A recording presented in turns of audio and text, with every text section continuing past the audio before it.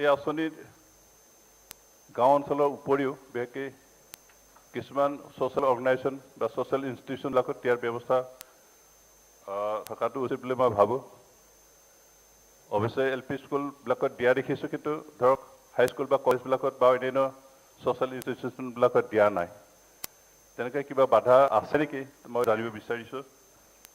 আমি বিচাৰোঁ যে গাঁওসকলক সংযোগ কৰাৰ উপৰিও আমাৰ গাঁও অঞ্চলতো হওক বা কিছু সৰু সুৰা চহৰবিলাকতে হওক বা বজাৰ এলেকাতে হওক কিছুমান ছ'চিয়েল ইনষ্টিটিউশ্যন থাকে, আৰু সেই ইনষ্টিটিউশ্যনবিলাকতো আমাক খোৱা পানীৰ প্ৰয়োজন, কাৰণ তাত বিভিন্ন সময়ত বিভিন্ন সমাগম হৈ থাকে, আৰু তেনেকৈ সমাগমৰ সময়ত বিভিন্ন কাৰ্যসূচী লোৱাৰ ক্ষেত্ৰত ৰাইজ যাতে খোৱা পানীৰ পৰা বঞ্চিত হয় বা খোৱা পানীৰ অভাৱত নপৰে, তাৰ কাৰণে তেনেকুৱা ছ'চিয়েল অনুষ্ঠানবিলাক যাতে এই জল জীৱনৰ মিছন ব্যৱস্থা কৰিব পৰা যায়, এই কথাখিনি অনুৰোধ ৰাখি আজি এই কৰ্তন প্ৰস্তাৱৰ বিৰোধিতা কৰি মই মোৰ বক্তব্য সমাপ্ত কৰিছোঁ। ধন্যবাদ।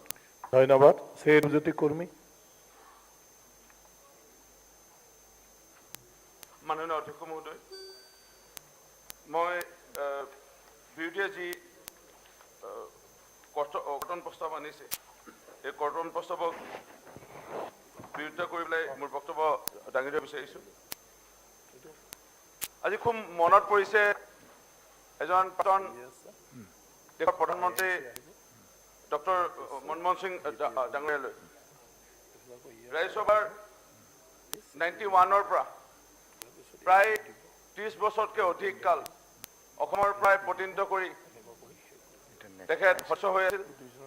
অসমৰ বিভিন্ন সমস্যাৰ লগত নিশ্চয় তেখেত জড়িত হৈ আছিল। তেওঁৰ লগত তেওঁৰ ৰাজনৈতিক দলটোৰ দীৰ্ঘদিনৰ বাবে এটা চৰকাৰ আছিল কেন্দ্ৰৰ ৰাজ্যৰ, আৰু সেই কংগ্ৰেছ দলৰে তেওঁ দেশৰ প্ৰধানমন্ত্ৰী হৈ আছিল অসমৰ পৰাই গৈ ডক্টৰ মনমোহন সিং ডাঙৰীয়া 10 বছৰ। আজি খুব মনত পৰিছে তেওঁলৈ, আৰু মনত পৰিছে তেওঁৰ থকা সময়ত বিশেষকৈ ৰুটি কাপৰা মাকান আমি যি কৈ আহোঁ, আৰু চৰক বিজলী আৰু পানী লৈ পেলাই আমি সাধাৰণতে আমাৰ ঘৰত চৰ্চা চলি থাকে। বিশেষকৈ সেই সময়ত পানীয়ে প্ৰাণ আমি যি কৈ আহিছিলোঁ, ইয়াক লৈ পেলাই ডক্টৰ মনমোহন সিং ডাঙৰীয়া নেতাধীন এই সময়ত চৰকাৰে কেন্দ্ৰ ৰাজ্যই ন্যূনতম যিখিনি কৰিব পাৰিব লাগিছিল আজি নকৰাৰ ফলত আজি কত মানুহ আমি নিশ্চয় হেৰুৱাব লগা হ'ল, বা ৰোগত যি মানুহখিনিক আজি ৰোগৰ পিনে ঠেলি দিব লগা হ'ল। এই কথাবোৰ আজি ক'ৰবাত মনত পৰিছে। বিশেষকৈ বিৰোধীয়ে কৰ্তন প্ৰস্তাৱটো অনাৰ কাৰণে বেছি মনত পৰিছে। আজি পানী লৈ পেলাই মাননীয় দেশৰ প্ৰধানমন্ত্ৰী নৰেন্দ্ৰ মোদী ডাঙৰীয়াই আজি যেনে উদ্বিগ্ন প্ৰকাশ কৰিছে, সেই অসমৰ মাননীয় মুখ্যমন্ত্ৰী ডক্টৰ হিমন্ত বিশ্ব শৰ্মা ডাঙৰীয়াও ইমানে উদ্বিগ্ন প্ৰকাশ কৰিছে।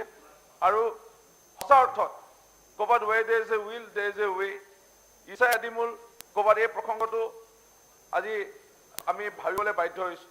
সেই সময় চৰকাৰৰ চাগে বোধহয় ৰাজনীতি কৰিব লাগে, ৰাজনীতি নামৰ আসন দখল কৰিব লাগে, সেই তেনে এটা ৰাজনীতি নিশ্চয় পাৰ কৰিছিল।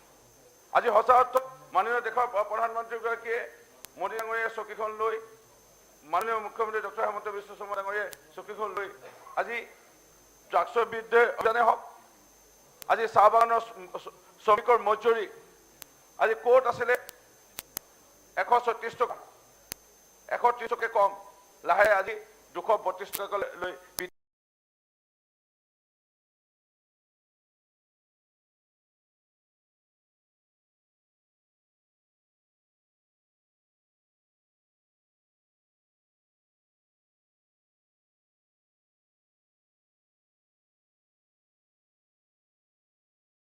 হওক। আজি আমি যদি চাওঁ মাইক্ৰ' ফাইনেন্সৰ পৰা আজি কিমান মানুহে আজি আত্মহত্যা কৰিছে।